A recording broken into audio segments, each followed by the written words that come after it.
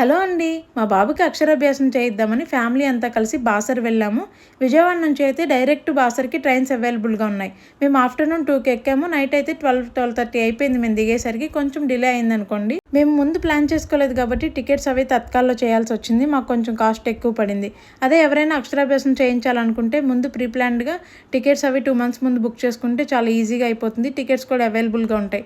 బాసర్ వెళ్ళాకైతే అసలు ఇబ్బంది అక్కర్లేదు. మనం రైల్వే స్టేషన్లో దిగాక ఆటోలు అవైలబుల్గా ఉంటాయి. ఆటోలని మనం అడిగితే రీజనబుల్ ప్రైజెస్లో ఉన్న హోటల్స్ దగ్గర తీసుకెళ్ళమంటే వాళ్ళే తీసుకెళ్తారు. రూమ్కి వచ్చేసరికి 700 అలా పడుతుంది కాస్ట్. 5 members వరకు అలౌ చేస్తారు. ఇంక మేము రూమ్కి వెళ్ళిపోయి ఫ్రెష్ అయిపోయాము. అక్షరాభ్యాసం టైమింగ్స్ అయితే 7:30 నుండి స్టార్ట్ చేస్తారంట. ముందుగానే మా మావయ్య మా నాన్నగారు అయితే వెళ్ళి క్యూ లైన్లో ఉండి టికెట్స్ తీసుకున్నారు. ఇంక మేము వెనకాల పిల్లలందరినీ తీసుకుని రెడీ అయ్యి వెళ్ళాము. ఇలా ఎంట్రన్స్లో ఇలా బొట్టులు పెడుతుంటే పెట్టించుకున్నాం. మా బాబు పంచి ఎలా ఉందో కామెంట్ చేయండి. భలే క్యూట్ ఉన్నాడు కదా ఈ పంచి కట్టులో. ఇంకంటే పంచే కట్టుకోవాలని ఏం లేదు, కొంచెం ట్రెడిషనల్గా ప్లాన్ చేసుకుంటున్నారు కదా ఈ మధ్య, అందుకని మేము కూడా అలా ట్రై చేసాం అనుకోండి. ఇంకా నా శారీ కూడా ఎలా ఉందో కామెంట్ చేయండి. ఇంక మేము 7:30కి టికెట్స్ అయితే తీసుకున్నాము. ఇంకా ఫ్యామిలీ మొత్తం మేము 10 members వరకు వెళ్ళాం. కపుల్కి వచ్చేసరికి 1000 రూపీస్ అంటే టికెట్ అక్షరాభ్యాసంకి. అమ్మవారికి ఫ్రంట్ సైడ్ ఒక హాల్లో ఉంటుంది, దానిలో చేస్తారు. ఇంకా 500 రూపీస్ 200 రూపీస్ టికెట్ ఉంది, అది సెపరేట్గా ఒక హాల్లో చేస్తున్నారు. ఇంక మేము 1000 రూపీస్ టికెట్ తీసుకున్నాం. దాని మీద ఓన్లీ కపుల్నే అలౌ చేస్తారు. ఇంకా రిమైనింగ్ ఎవరైనా అలౌ చేయాలంటే 100 రూపీస్ టికెట్ తీసుకోవాలి. ఇంక మేము 10 members వరకు వెళ్ళాం కదా, అందరికీ టికెట్స్ తీసుకుని ఎంటర్ అయిపోయాం క్యూ లైన్లో.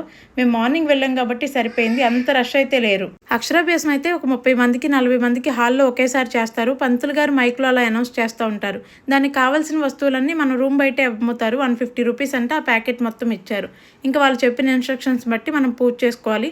అసలు మొత్తం ఒక 5 minutesలో అయిపోయింది అనుకోండి. తర్వాత మనం ఆ పూజ చేశాక మనం తీసుకుని ఎదురుగా పంతులు గారు కూర్చుని ఉంటారు. ఇంకొకరిని తీసుకుని బాబుని వాళ్ళు ఒళ్ళో కూర్చోబెట్టుకుని అమ్మవారితో అక్షరాభ్యాసం అయితే చేస్తారు. అమ్మవారి నామంతో ఓం శ్రీ మాత్రే నమః అని స్లేట్ మీద అయితే రాయిస్తారు.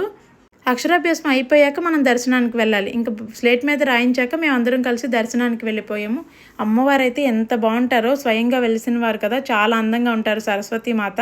మేమైతే ఇది 2వసారి వెళ్ళడం. మా బాబుకి 5th month అప్పుడే మేము ఒకసారి వెళ్ళాము మా వదిన వాళ్ళందరితో కలిసి. కాకపోతే అక్షరాభ్యాసం అనేది 3rd yearలోను 5th yearలోనే చేస్తారు కదా. ఇంక మా బాబుకి అయితే ఏప్రిల్లో వచ్చేసరికి 3rd year వెళ్ళిపోయి 4th year వచ్చేస్తుంది. ఇంకా ప్లే స్కూల్లో జాయిన్ చేయాలని మేము హడావిడిగా అక్షరాభ్యాసం అయితే చేయించేసాము. అమ్మవారి దర్శనం అయితే చాలా బాగా జరిగింది, ఎర్లీ మార్నింగ్ కాబట్టి. ఇంకా మేము టిఫిన్ చేయకుండా బయలుదేరాం కదా. ఇంకా టెంపుల్కి ఆపోజిట్లోనే హోటల్స్ ఉంటాయి. ఇంకా అందరం కూడా టిఫిన్స్ చేస్తాము. ఇంకా అక్కడ చూడవలసిన ప్లేసెస్ అయితే దగ్గరలోనే గోదావరి ఉంటుంది. ఆటో అయితే వాళ్ళని అడిగితే వాళ్ళే తీసుకెళ్తారు. చాలా రష్ ఉంది గోదావరిలో అయితే. అక్కడ ఒత్తులు వెలిగిస్తున్నారు ఈ టైంలో. మనకైతే కార్తీక మాసంలో వెలిగిస్తారు కదా. ఇంకా గోదావరిని కూడా దర్శించుకుని రిటర్న్ అయితే వచ్చేసాం. అంతే, ఇంక వీడియో. Bye bye.